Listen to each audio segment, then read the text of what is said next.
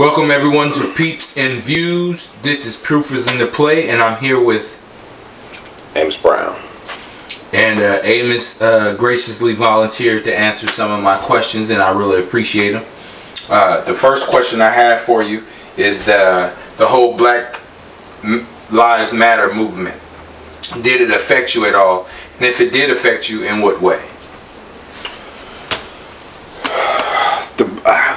Man, I think the Black Lives Matter movement it has the potential to be a good movement.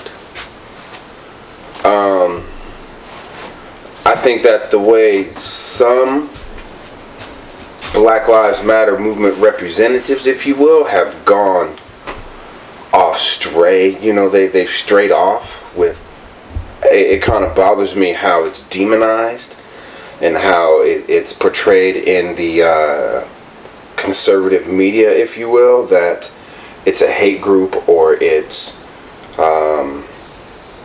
promoting violence against law enforcement,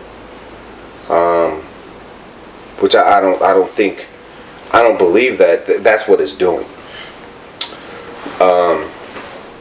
And to go, I had a conversation with the older gentleman at work, older white dude at work in his 70s. We were talking about politics and all of that. And he put a statement out there that said the Black Lives Matter movement is a vicious movement. And I asked him, I said, okay, well, what do you honestly know about the Black Lives Matter movement? And as soon as I asked him that question, he was like, well, not much. I said, well, do your research on it. It's not a vicious movement. And he was like, well, it's promoting violence against law enforcement. It's not. The man needs to really get organized and have a clear leader, if you will, or a clear direction. I don't think there's any direction to it. I don't think there's any structure to it, just from what I know about it. How's it affected me? Was that your next? That was in that same question? It's affected me, man, in a way that I think both positive and negative. It's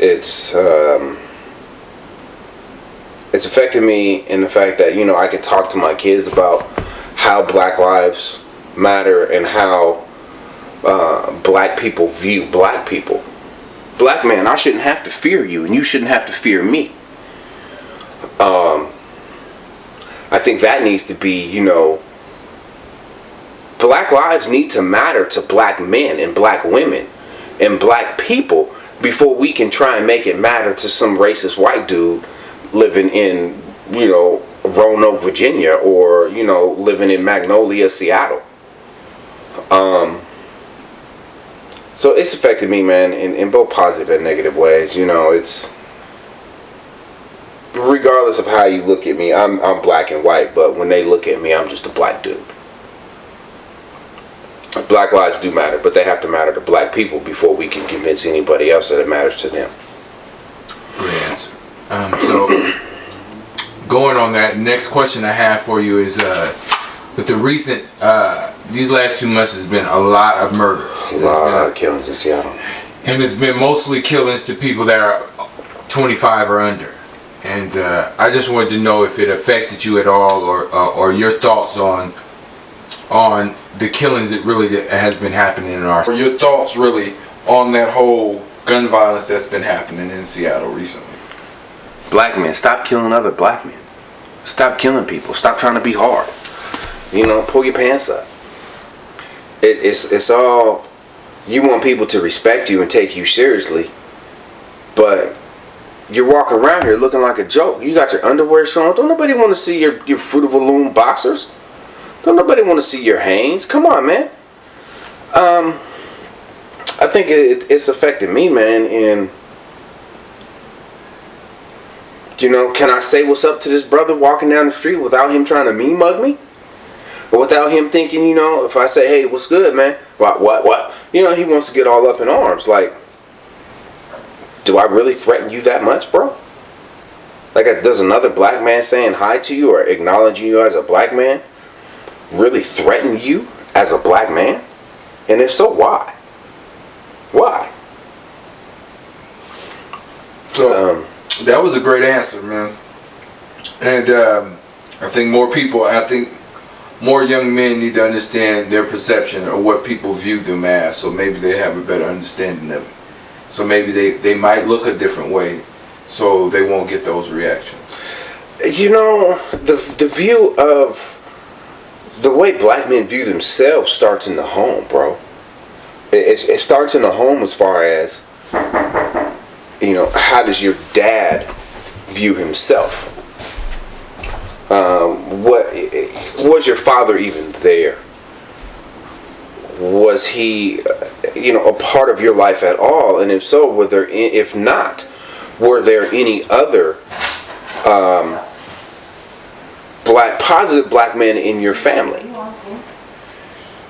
If there were not, then, you know, that's a whole issue in itself. If there was no positive African American role models in your family, or even in your world, whether it comes from the church or whether it comes from you know, a teacher at your school or whoever it comes from.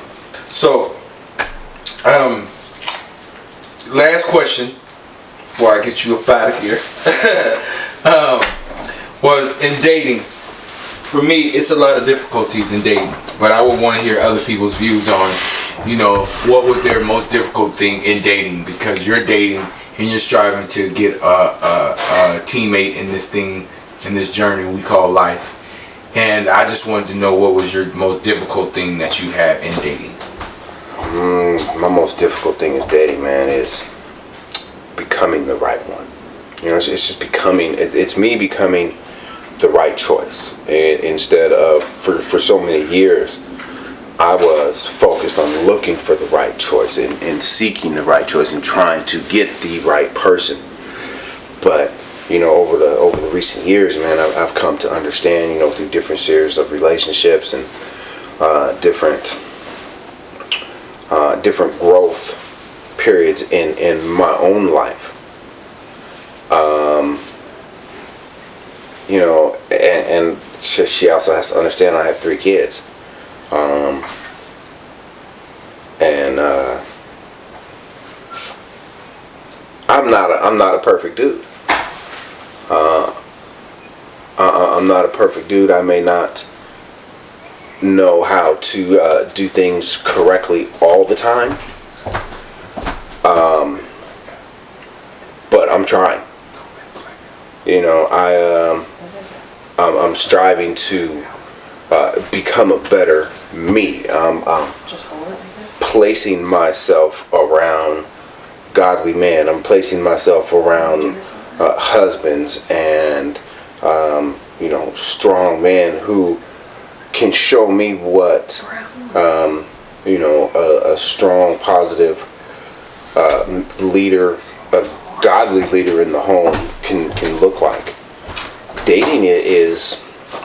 Dating's a fickle thing, man, and you know, a lot of people want to date, but they don't want to give up themselves and who they are in a relationship. And you know, sometimes you have to give up things that, you know, may not necessarily that made you happy, but things that you have become accustomed to. You have to give up things that you become accustomed to. And you know, if you really want a relationship, you're going to evaluate yourself. And you know, what can I do to become better for her? Nice. So this is the time. If you have anything to say, if you have anything that's been on your mind, this is the time to say so. Anything that you want to, you know, any props that you want to give to anybody, businesses, all of that. Here's your drops moment. You can definitely say it right now. First, I want to, you know, tell my kids, man, I'm really proud of them. You know, I got a 19-year-old, 19, 14, and 13. 19-year-old's in college, got 2 jobs. You know, she's working. She's been working since she graduated high school.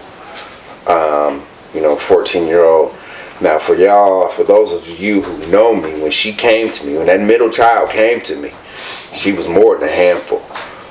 She's still quite a handful, but at the same time, you know, she's really calmed down, man, and she's really starting to come into her own, and she's becoming her own person. My 13-year-old, you know, there's some different issues there, and there's a lot of stuff that has been taught to her that I'm trying to overcome. And secondly, I just want to say, you know what? Black lives need to matter to black people. Stop focusing on how big your rims are. Stop focusing on how hard you are. Focus on the black family. Focus on uplifting one another. Don't be running around here screaming how nice is my ice when your credit score is 420s. My name's Amos Brown. This is Peeps and Views. We're proof in the play.